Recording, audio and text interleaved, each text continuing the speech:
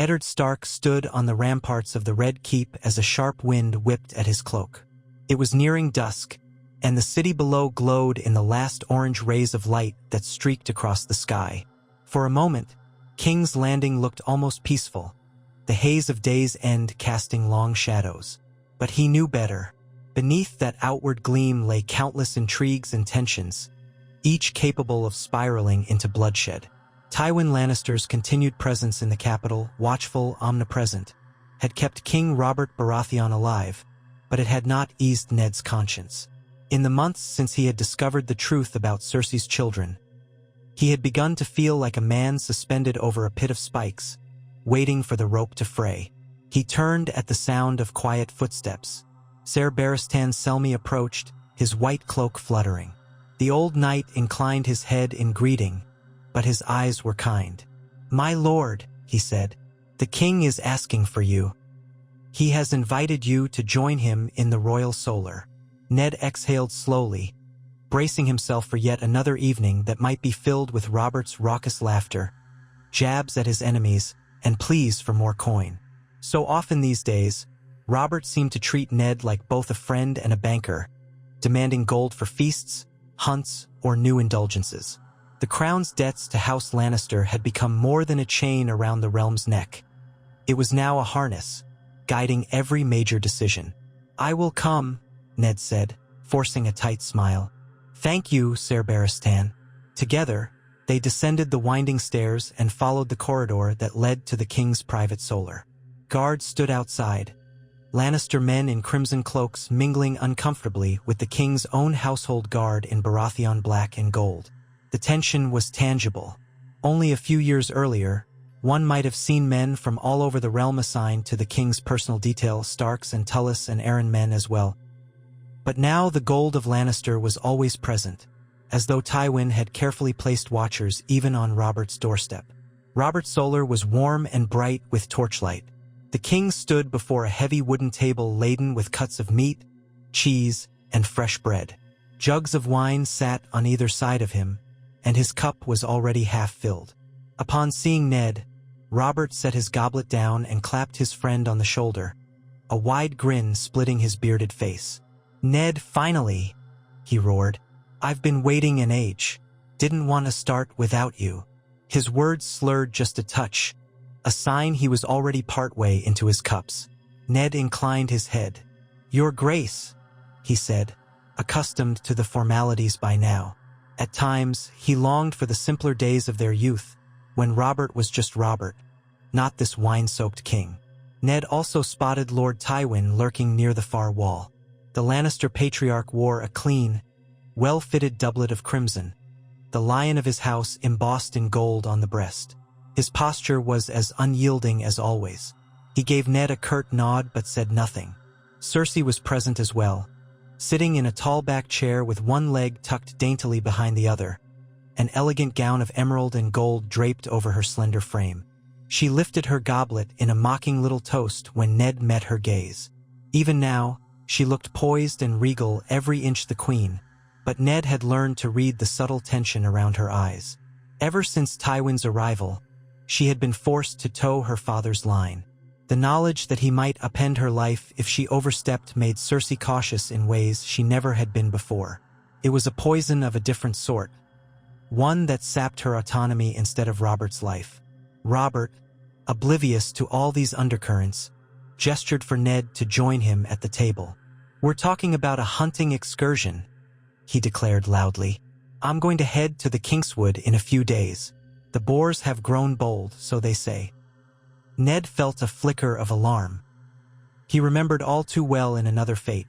If Tywin had not been here, if events had proceeded differently, this was precisely the scenario in which Robert had once met his end, gored by a boar while drunk. He managed to keep his face impassive. "Hunting might do you good, Your Grace, but perhaps with fewer cups of wine during the chase." Robert let out a coarse laugh. "Don't be a spoilsport, Ned. I'll take as much drink as I please on my hunts. I'm Robert Baratheon, aren't I?" Tywin's voice cut in, cold and even. "Nevertheless, Your Grace, it might be prudent to exercise caution. A boar can kill the bravest man if he is not in full control of his faculties. It was the sort of statement Tywin might make to preserve the king's life, so that the lion's claws could keep their hold on the throne. Robert blinked at Tywin, scowling slightly. I hear you, old lion," he muttered. "I'll think on it." Then he grinned and took another swig of wine, as if to show that the cautionary words would only temper his indulgence so far. As the evening wore on, Ned found himself listening more than speaking. Cersei occasionally added a bored comment about the cost of hunts or the inconvenience of hosting so many courtiers. Tywin maintained a stony silence, interjecting only when Robert directed a question at him regarding the crown's finances or the logistics of the upcoming hunt. Meanwhile, Robert grew increasingly boisterous, eventually launching into old tales of how he had toppled Rhaegar Targaryen on the Trident, or how he had once bedded 3 camp followers in a single night. Ned felt his weariness deepen. He could sense Tywin's disapproval in the set of the man's jaw. No doubt Tywin considered Robert a fool, a means to an end, a figurehead who might, in time, be replaced by Joffrey once the realm was fully in Tywin's grip. When the meeting ended, Ned made his excuses and left, ignoring Robert's half-hearted pleas to stay for another drink. As he stepped into the corridor, he saw Cersei slipping away in the opposite direction, her father walking with her in tense silence. 2 gold cloaks hurried to keep pace. Ned spared a final glance at them and turned to head back to his own chambers. He found Arya perched on a bench outside his rooms, swinging her legs impatiently.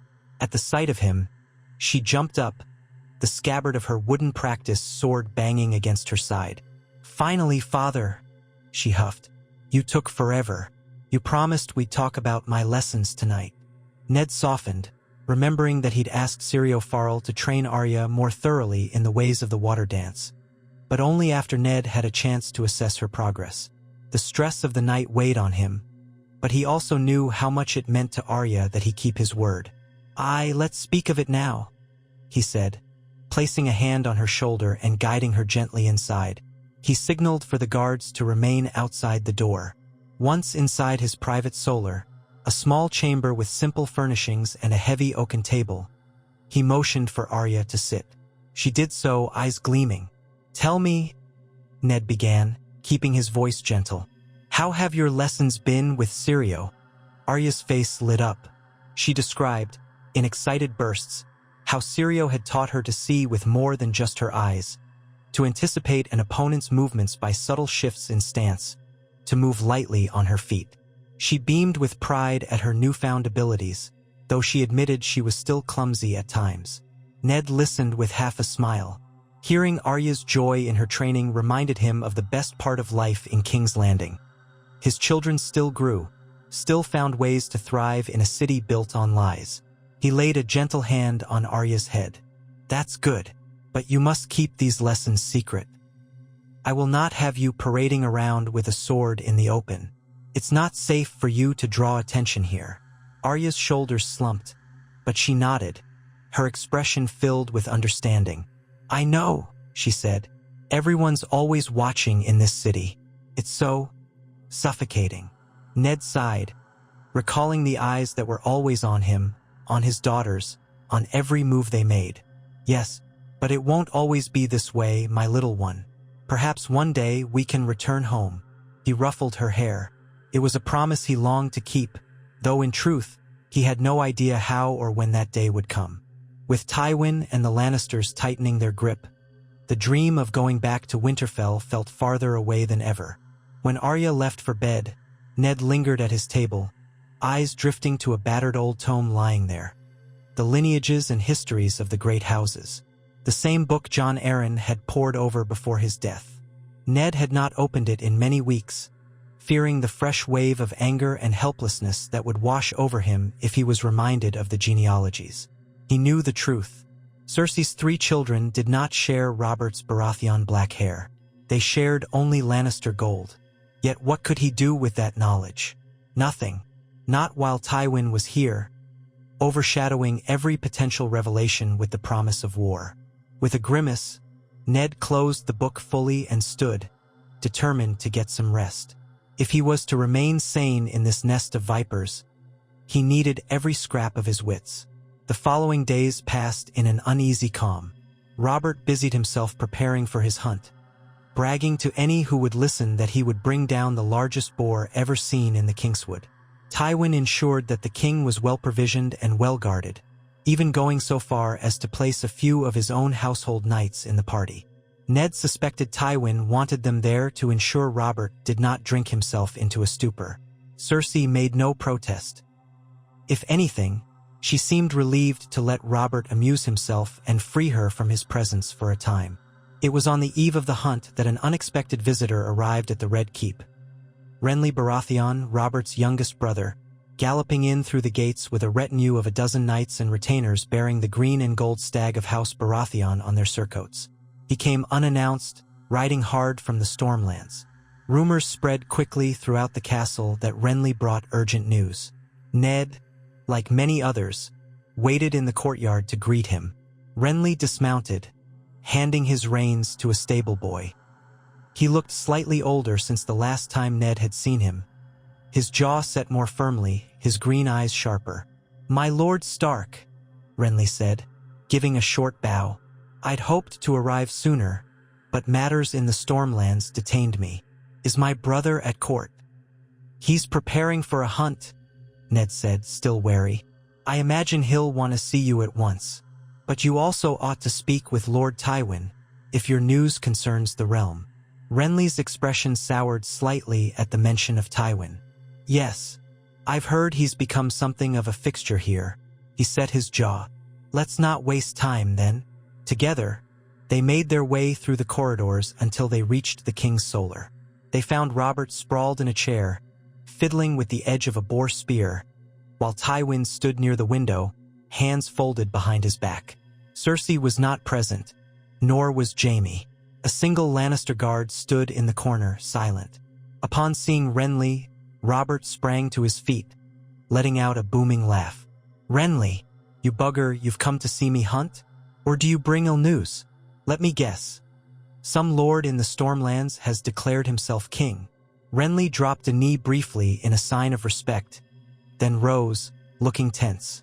"No, brother, nothing so dramatic, but I do have worrisome tidings about the marches near the Dornish border."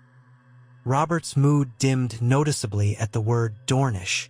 He tossed the spear aside. "Well, don't stand there with your mouth open, man. Out with it." Renly flicked his gaze to Tywin, then to Ned, seeming unsure whether to speak in front of them. Eventually, he just sighed and spoke plainly. "I've had reports of increased banditry near the Dornish border. Yes, but also talk that some lords in Dorne might be quietly arming themselves. You know how they've always hated you, Robert, for the deaths of Princess Elia and her children during the sack of King's Landing." Tywin's face remained unreadable, though Ned saw a faint tightening at the corners of his eyes.